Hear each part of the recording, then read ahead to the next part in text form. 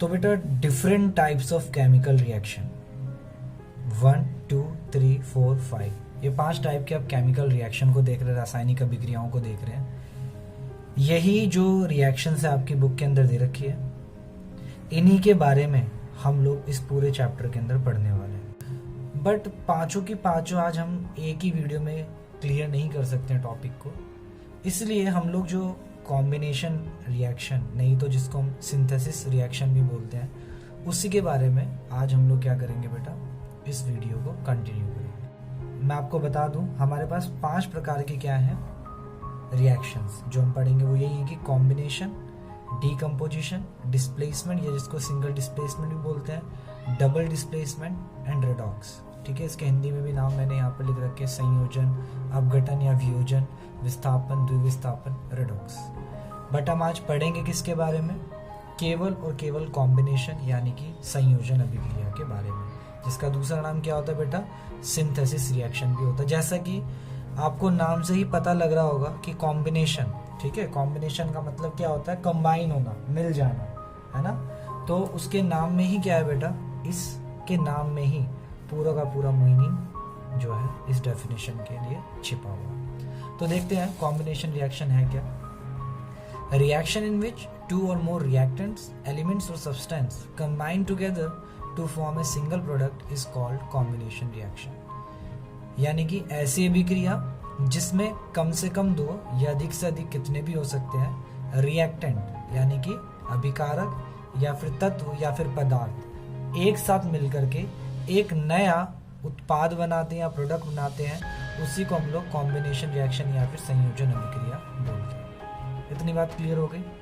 और कॉम्बिनेशन को मैंने बता दिया, सिंथेसिस भी बोल सकते हैं। दूसरी बात इसके अंदर इम्पॉर्टेंट ये होती है कि जब ये रिएक्शन होती है तो हमेशा इसमें हीट निकलती है। क्या निकलती है बेटा, हीट निकलती है।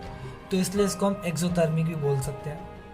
ठीक है, क्या बोल सकते हैं, एक्सोथर्मिक, क्योंकि इसमें से क्या होगी, हीट प्रोड्यूस होगी। ओके, अब अगर मैं इतनी बात को, ये जो मैंने इतनी बड़ी लैंग्वेज में बात लिखी, उसको अगर मैं शॉर्ट टर्म से समझाऊं तो इस तरीके से लिखा है सिंपल वर्ड्स में कि अगर एक ए कोई रिएक्टेंट है और दूसरा कोई बी रिएक्टेंट है, अगर ये दोनों मिल जाएं तो मिलने के बाद केवल एक प्रोडक्ट बनेगा।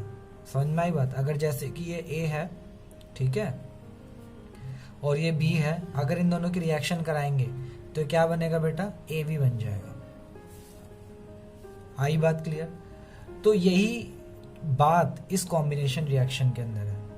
दिखने में बहुत सारी चीज़ हम लोगों को आसान लगती हैं, लेकिन जब हम करने के लिए बैठते हैं तब हम लोगों का सर जो है चकरा जाता है और हम सोचते हैं भैया ने पढ़ाया या टीचर ने जो भी पढ़ाया वो तब तो समझ में आता है, बट जब हम खुद करने बैठते हैं तो हमें समझ में नहीं आता है ना। ऐसा बहुत बार होता है, तो इसके लिए टेंशन लेने की ज़रूरत नहीं है। इसी प्रकार से कॉम्बिनेशन रिएक्शन में भी ना बेटा कुछ अलग अलग सिचुएशंस हो सकते हैं, डिफरेंट कंडीशंस हो सकती हैं। वो कंडीशन यहाँ पर तो इजी लग रही थी कि ए और बी को मिलाया तो ए बी, आपने सोचा अरे वाह ये तो बहुत छोटी सी बात है, बस यही करना कॉम्बिनेशन रिएक्शन है। बट नहीं, यहाँ पर कुछ और बातें होती है। जब एलिमेंट एलिमेंट से मिलता है या फिर मेटल ऑक्साइड वाटर से मिलता है तो मेटल हाइड्रोक्साइड बनाएगा, और नॉन मेटल ऑक्साइड अगर वाटर से मिलेगा तो क्या बनाएगा, एसिड बनाएगा। ये अलग अलग प्रकार की क्या होंगी बेटा, कंडीशंस बनती है। इन अलग अलग कंडीशन में ही हम लोगों का जो प्रोडक्ट आएगा वो क्या होगा, वो क्या करता है, इन कंडीशंस पर क्या होगा डिपेंड करेगा। अगर दोनों एलिमेंट है, दोनों तत्व है, तो क्या प्रोडक्ट बनेगा। अगर मेटल ऑक्साइड प्लस वाटर है तब क्या सिंगल प्रोडक्ट बनेगा। Non metal oxide plus water तब क्या सिंगल प्रोडक्ट बनेगा। ये सारी की सारी चीज़ें या ये सारी की सारी बातें आज हम इस वीडियो के अंदर पढ़ने वाले हैं। ओके बेटा, अब जरा आप मेरे साथ देखिए। मैंने यहाँ पर कुछ कंडीशंस, कुछ रिएक्शंस यहाँ पर लिख रखी, ठीक है। तो पहली जो कंडीशन हम लोगों ने पढ़ी थी वो क्या थी बेटा, एलिमेंट टू एलिमेंट। ठीक है, पहली कंडीशन क्या थी हमारी, एलिमेंट यानी कि तत्व अगर दूसरे तत्व के साथ अभिक्रिया करता है तो क्या बनाएगा, वो एक प्रोडक्ट तो बनाएगा। ठीक है, ये वाली रिएक्शन जो है बहुत इजी है पहचानना कि क्या प्रोडक्ट बनेगा। एग्जाम्पल के तौर पर ये एलिमेंट का मतलब क्या है, तत्व का मतलब क्या है, वो सिंपल भाषा में यही है कि आपने 1 से लेकर के 20 तक आपने प्रॉपर एलिमेंट्स को याद किया, यानी कि जो हम लोगों ने ये सब याद किया था, जैसे कि ये आप लोगों ने हा ही लीबे बाखान ऑफ लीना मगल से पस्कलार कक्का ये पूरा याद किया 20। ये अपने आप में क्या होता है बेटा, एक एलिमेंट होता है, ठीक है। अब इन एलिमेंट को अगर हम एलिमेंट से मिला दें तो हमारा क्या बन जाता है बेटा, प्रोडक्ट बन जाता है, ठीक है। जैसे कि मैंने पहला जो रिएक्शन लिख रखा है वो क्या है, Mg, और अगर ऑक्सीजन की अभिक्रिया कराई जाएगी तो क्या बनेगा, ये सिंपल से जाते हैं मैग्नीशियम ऑक्साइड बनेगा। इसमें कोई बहुत ज़्यादा भविष्यवाणी या प्रिडिक्ट करने की ज़रूरत नहीं है, आप बस सिंपल लिखिए Mg, ठीक है। ये क्या है, मेटल है, और ये क्या है बेटा, ऑक्सीजन के साथ अभिक्रिया कर रहा है। अब बच्चों को डिफिकल्टी आती है कि भाई इसकी फिजिकल स्टेट क्या लिखें, ठीक है। तो नॉर्मली आप याद करते करते जब क्वेश्चंस को आप करते जाएंगे, रिएक्शंस लिखते जाएंगे, तो आपको पता लगता जाएगा कि कौन कौन सी चीज़ें जो हैं मीन्स गैस है और कौन कौन सी चीज़ें क्या है बेटा, सॉलिड है। तो मैग्नीशियम नॉर्मली क्या होता है बेटा, एक मेटल है, और मेटल नॉर्मली क्या होते हैं, सॉलिड होते हैं, ठीक है। तो मैग्नीशियम क्या होगा, सॉलिड होगा, और ऑक्सीजन एक गैस है, तो गैस आपको पता ही है जी के फॉर्म में होगी, ठीक है। और जब इसको आप अभिक्रिया कराएंगे, और मैंने इससे इंपॉर्टेंट बात ये बताई थी कि ऑक्सीजन जो है वो डायटोमिक होता है, तो वहाँ 2 लगता है, ये मोनोटॉमिक है तो इसमें सिंगल 1 रहता है। अब इसका जो फॉर्मेशन होगा वो क्या होगा,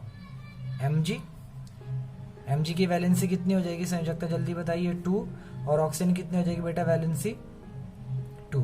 तो जब इसको हम फॉर्म करेंगे तो हमारा क्या बन के आ जाएगा बेटा, जल्दी हमारा आ जाएगा MgO। और इसको बैलेंस करने के लिए मैंने आपको पहले भी बताया था, तो यहाँ पर ऑक्सीजन के कितने एलिमेंट्स है बेटा 1, और यहाँ पर कितने हैं 2 हैं, तो हम 2 मल्टीप्लाई कर देंगे। इसको बैलेंस करने के चक्कर में मेरा ये भी क्या हो गया बेटा 2 बन गया, तो यहाँ पर भी 2 लगा देंगे, ठीक है। तो पूरा का पूरा मेरा क्या हो गया, बैलेंस होगा। आप जानते हैं मैग्नीशियम ऑक्साइड आपने रिएक्शन भी किया होगा, जब मैग्नीशियम ऑक्सीजन की रिएक्शन की जाती है तो क्या बनता है बेटा, मैग्नीशियम ऑक्साइड बनता है, और वो क्या होता है, एक सॉलिड होता है। इतनी बात क्लियर हुई। ये सारे के सारे एग्जांपल्स मैंने लिख रखे हैं। H2, ठीक है, और Cl2, यानी कि हाइड्रोजन और क्लोरीन जब मिलेगा तो क्या बनेगा, हाइड्रोजन क्लोराइड बनाएगा, ठीक है। सोडियम और क्लोरीन मिलेगा तो क्या बनेगा, सोडियम क्लोराइड बनाएगा। ये सबकी स्टेट भी मैंने लिख रखी है। इसी प्रकार से जब आयरन और S मिलेगा तो क्या बनेगा, आयरन सल्फाइड बनाएगा, ठीक है। तो इस तरीके से क्या होता है बेटा, जब एलिमेंट टू एलिमेंट मिलता है तब हमको बहुत ज़्यादा एफर्ट लगाने की ज़रूरत नहीं है, बस जो हमने पिछली क्लासेस में सीख रखा है बस उन्हीं को आप क्रॉस मल्टीप्लाई कीजिए, आपका क्या हो जाएगा, नया प्रोडक्ट आपका फॉर्म हो जाएगा, ठीक है। लेकिन दिक्कत पता है कहाँ पर आती है, जब हमारे सामने ऐसी रिएक्शंस आ जाए, ठीक है। यानी कि अब ये सिंपल वाली नहीं है, जैसे मैग्नीशियम और ऑक्सीजन अलग अलग एलिमेंट थे तो हमने क्या किया, उनको रिएक्शन किया तो मैग्नीशियम ऑक्साइड बन गया। अब यहाँ पर थोड़ा डिफिकल्ट हो जाता है बेटा हमारे लिए, तो इस डिफिकल्टी को आसान बनाने के लिए आप लोगों के लिए मैंने सेकंड नंबर नोट जो बना रखा था वो यही था कि जब मेटल ऑक्साइड, ठीक है, मेटल ऑक्साइड का मतलब क्या होता है, जैसे मैग्नीशियम ऑक्साइड, कैल्शियम ऑक्साइड, ये सारी की सारी चीज़ें आगे क्या है, मेटल है, और फिर उसके बाद ऑक्सीजन। तो मेटल जब आगे और ऑक्सीजन तो उसको बोलते हैं मेटालिक ऑक्साइड। तो मेटल ऑक्साइड जब क्या करेगा बेटा, रिएक्ट करेगा वाटर से, तो क्या बनाएगा, मेटालिक हाइड्रोक्साइड बनाएगा, ठीक है। देखिए जरा मेरे साथ, ये मेटल ऑक्साइड है, क्या है बेटा, ये मेटल ऑक्साइड है। अब मेटल ऑक्साइड किससे क्या कर रहा है अभिक्रिया, वाटर के साथ कर रहा है। देखो मैग्नीशियम ऑक्साइड मैंने पिछले जब रिएक्शन कराया तो बताया था सॉलिड है, तो यहाँ पर स्टेट आपको याद हो गई, सॉलिड है ये, और H2 यानी कि वाटर तो लिक्विड है, तो क्या बनाता है, मैग्नीशियम हाइड्रोक्साइड। ये कैसे समझे हम लोग, इसको समझने के लिए जरा आप ध्यान से दीजिए। मैंने क्या बताया, जब मेटल, ठीक है, और मेटल ऑक्साइड प्लस वाटर यानी कि H2 जब मिलेगा तो क्या बनाएगा बेटा, मेटल हाइड्रोक्साइड, ठीक है, मेटल हाइड्रोक्साइड। इसको समझने के लिए ध्यान से दीजिए, समझिए जरा। मेटल कुछ भी हो सकता है, जैसे यहाँ पर हमारे जो इक्वेशन है MgO है, मैग्नीशियम ऑक्साइड है प्लस वाटर है। तो इस हम लोग क्या करेंगे, मेटल इस वाले में देखेंगे, इसमें मेटल क्या है, ऑक्साइड के साथ मेटल क्या है, Mg। उसके बाद क्या बना रहा हो, हाइड्रोक्साइड, तो मेटल हाइड्रोक्साइड बना रहा है, तो हाइड्रोक्साइड को क्या बोलते हैं, OH। अब आपको देखने उसके चार्ज, मैग्नीशियम पे कितना चार्ज होता है, +2, हाइड्रोक्साइड पे कितना चार्ज होता है, 1, नेगेटिव, ये +2। अब जब अभिक्रिया करेंगे तो क्या बनेगा बेटा, M, ठीक है, MgOH, मैग्नीशियम हाइड्रोक्साइड। आ रही बात समझ में? नहीं तो बच्चे कंफ्यूज रहेंगे कि भाई मैग्नीशियम को ऑक्सीजन के साथ रिएक्ट करे या मैग्नीशियम को हाइड्रोजन को या हाइड्रोजन को ऑक्सीजन के साथ। अदरवाइज आप लोग क्या करेंगे, इस प्रॉब्लम में ही रहेंगे। बस आपको एक ही चीज याद रखने की जरूरत है, अगर मैग्नीशियम ऑक्साइड वाटर के साथ अगर रिएक्ट करेगा तो हमेशा क्या करेगा, मतलब मेटल ऑक्साइड अगर वाटर के साथ रिएक्ट करेगा तो क्या हो जाएगा, मेटल हाइड्रोक्साइड बन जाएगा आपका। एक और देखिए जरा क्वेश्चन, जैसे कि CaO, कैल्शियम क्या होता है, मेटल होता है, और ये ऑक्सीजन तो मेटेलिक ऑक्साइड, जो वाटर के साथ रिएक्ट करेगा तो क्या बनाएगा, मेटेलिक हाइड्रोक्साइड। देखिए जरा, तो यहाँ पर मेटल क्या है, Ca, तो Ca लिखिए, और इसकी वैलेंसी कितनी हो जाएगी, 2, और हाइड्रोक्साइड की वैलेंसी कितनी होती है, 1। तो अब आप क्या कीजिए, बस क्रॉस मल्टीप्लाई कीजिए तो आपका क्या आ जाएगा, CaOH।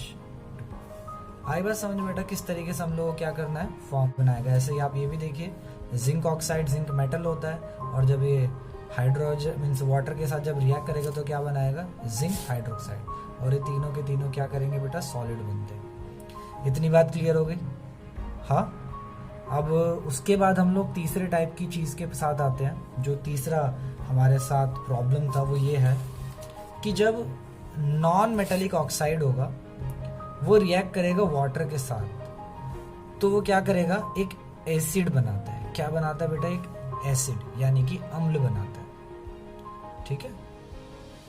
अब इसके लिए हम लोगों को थोड़ा सा और फॉर्मूले देखने की जरूरत होती है, देख लीजिए जरा।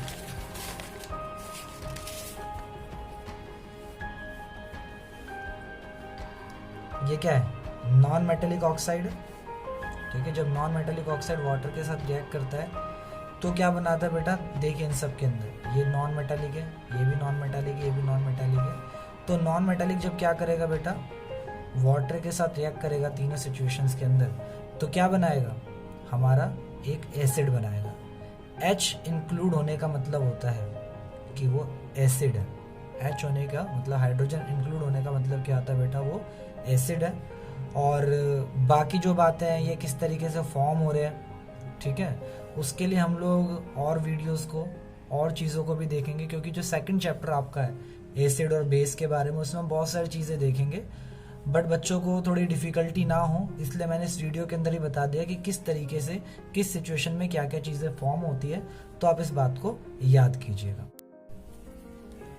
ये कुछ कॉमन मैंने एसिड्स के नाम लिख रखे हैं यहाँ पर, ठीक है, हाइड्रोक्लोरिक, हाइड्रोब्रोमिक, ठीक है, hydroiodic, nitric, nitrous, sulphuric, sulphurous, and hydrogen carbonate, and phosphoric and phosphorus. ये सारे के सारे मैंने क्या कर रखे बेटा, आपके लिए कुछ कॉमन जो एसिड्स हैं उनके नाम मैंने लिख रखे हैं। अब इसको फॉर्म करने के लिए ना आपको कुछ बातें ध्यान देनी चाहिए। आप सबसे पहले तो ये जो 9th क्लास में हम लोगों ने कुछ पॉलीएटॉमिक आयंस यानी जिसको रेडिकल्स भी बोलते हैं, ये चीज़ें आपको थोड़ी सी याद होनी चाहिए, ठीक है। एक तो आपको पता होना चाहिए फॉस्फेट के बारे में, ठीक है, सल्फेट के बारे में, सल्फाइड के बारे में, कार्बोनेट्स के बारे में, ठीक है। ये आपको क्या होना चाहिए, कुछ जो पॉलीएटॉमिक आयंस है उनके बारे में ही आपको पता होना चाहिए। इसके बेसिस हम थोड़े फॉर्मूले बनाने के लिए देखते हैं। अब देखिए बेटा, यहाँ पर जब हम फॉर्मूला क्रिएट करेंगे तो यहाँ से हम क्या लेंगे, हाइड्रोजन उठा लेते हैं, ठीक है, क्या करते हैं, हाइड्रोजन ले लेते हैं।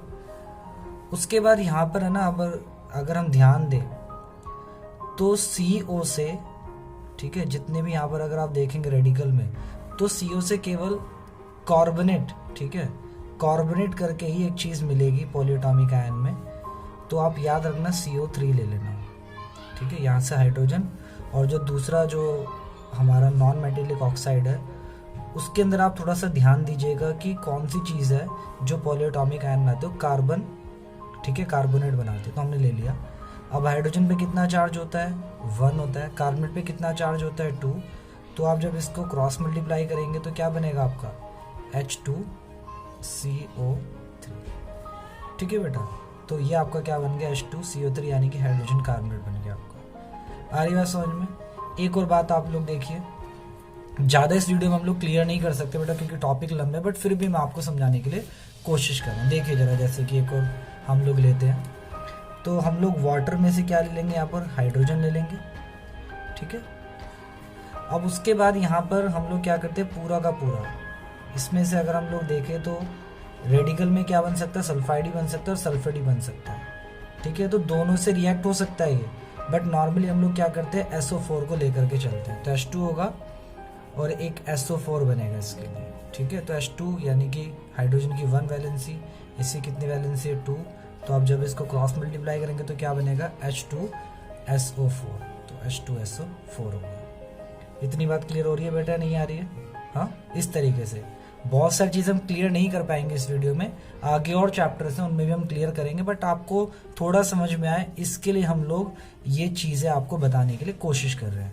एक और आप देखिए, जैसे कि ये आपका यहाँ से H2 लेंगे, ठीक है, H2 आपने हाइड्रोजन ले लिया। अब यहाँ पर ये आपका क्या दे रखा है बेटा, PO, यानी कि अगर आप देखेंगे रेडिकल्स के अंदर तो एक ही चीज़ बनती है PO के साथ, वो होती है फॉस्फेट। तो फॉस्फेट को ले लीजिए, यानी कि क्या होगा, PO, ठीक है, 4, और उस पर कितना चार्ज होता है 3, आप क्रॉस मल्टीप्लाई करेंगे तो क्या बनेगा, H3PO4। आ रही बात समझ में? तो इस तरीके से क्या हो जाता है बेटा, ये हमारे जो जब नॉन मेटेलिक ऑक्साइड जब वाटर के साथ रिएक्ट करेगा तो हमारा एसिड बनाता है। और मैंने बता दिया एसिड के लिए आपको ये कुछ रेडिकल्स या पॉलीएटॉमिक आयंस आपको याद होने चाहिए, तभी आप लोग इसको क्रिएट कर पाएंगे। बाकी और चीज़ें बहुत सारे डाउट्स हैं, वो हम आगे कंटिन्यू धीरे धीरे वीडियोस के अंदर सीखते जाएंगे, इसलिए धैर्य बना करके रखना, बहुत ज़्यादा आगे उछलने की कोशिश मत करना, ठीक है। इस वीडियो में बस आप ये ध्यान रखना कि कॉम्बिनेशन रिएक्शन क्या है और कौन कौन सी कंडीशंस हैं। बाकी और चीज़ें हम और वीडियोस में सीखते जाएंगे, केवल और केवल स्टेप्स को आप फॉलो करना। और लास्ट में एक बात और, कि जो तीनों जो कंडीशन हम लोगों ने पढ़ी उसमें A+B मिल करके हम लोगों को AB बना है, मतलब कि एक सिंगल प्रोडक्ट। ओके, ये बात ध्यान रखिएगा।